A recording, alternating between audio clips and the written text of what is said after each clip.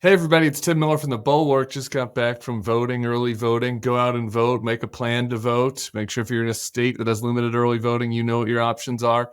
I wanted to talk about a new ad out from the Harris-Walz campaign and a new story from the Washington Post, both with regards to the John Kelly revelations. And I think that it's actually the Washington Post story that is going to be more meaningful to voters in the final week and a half than these ads. And I'm going to explain why. But before we watch the ad, let's talk about what the Post is reporting. The Post headline is Trump alumni warn he could deploy troops against Americans. John Kelly, who is on a print media tour for some reason, did an interview here with the Post where he said to use the U.S. military in terms of domestic law enforcement, it's not the American way.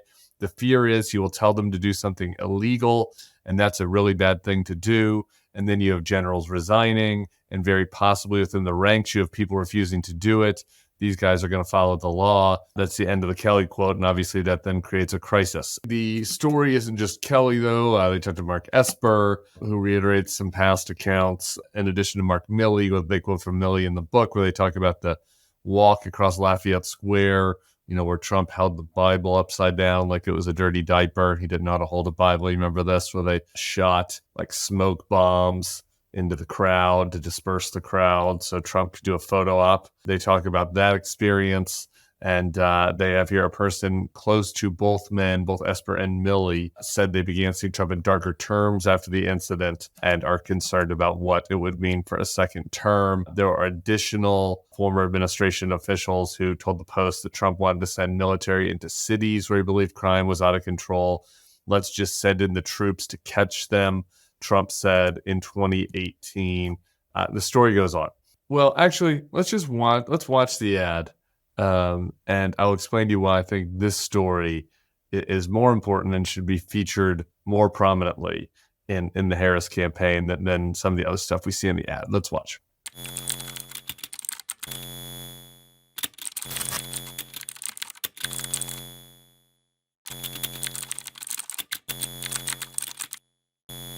Do you think he's a fascist? He certainly falls into the general definition of a fascist. It's a far-right, authoritarian, ultranationalist political ideology and movement characterized by a dictatorial leader. The former president, certainly an authoritarian, using the military to go after American citizens is a very, very bad thing. He admires people who are dictators. He commented more than once that Hitler did some good things too. If he was left to his own devices, would he be a dictator if he didn't have people around him? Oh, I think he'd love to be. When somebody's the president, the authority is total.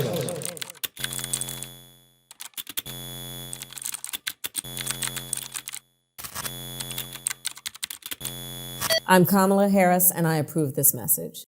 So here's what I like about the ad: the warning, the alarm, right? Like this sense of alarm. It makes your heart kind of do this. And I like that. The rhetoric, the stuff, the fascism, the Hitler. You have to use the John Kelly audio. I get it. It's bad. It is unprecedented. I like that word, unprecedented, to have a chief of staff issuing this kind of warning. That I like and is good. But here's the thing. It feels a little bit like people who already hate Trump will be motivated by it, right? That they're like, yes. So, and that's useful, right? Getting people out to vote, etc. Raising the stakes, that's useful. So it's not a bad advertisement. But if you're trying to target softer folks that are not anti-Trump, really, people that the two groups that we keep going back to, people that are paying that close of attention to politics, or these kind of higher educated, more upper income Republican types, Nikki Haley voters that are gettable, they're not like Trump Hitler is not like working for them. But I can imagine taking this same template from an ad, this warning, here's something that's coming, here's something you have to worry about, and tying it to this Post story that just dropped tonight, right? About how Trump alumni warned he could deploy troops against Americans. You can imagine the imagery of that, the imagery from Lafayette Square. You can then use tangible examples that I think when you think about younger voters, like that's something that you could share with the earnest young college student that was protesting Israel's actions in Gaza, for example. And they're like, wait a minute, like, are you worried about what could happen in a Trump term? Have you thought about the tangible possibilities here? And the people around him are saying Trump wanted the military to shoot civilians. He wanted the military to shoot protesters. The only reason that didn't happen is because the generals around him stopped it. Well, those generals are gone now, and they're warning that the next group of people will allow him to do it. That is a tangible warning. That's not saying, oh, fascism.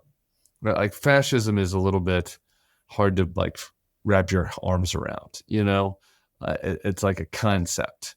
It's something from your college history books. Like, Trump will deploy military to shoot protesters. He has said he wanted to do it. He tried to do it. He was stopped last time. If you let him back in, he won't be stopped next time. That's an acute threat to people. It's an acute threat to free speech, to free assembly, to anybody that thinks that they might want to speak out against Donald Trump in a second term. I think that is a very serious, very dire warning. And there's a reason that John Kelly is following up on that point in particular.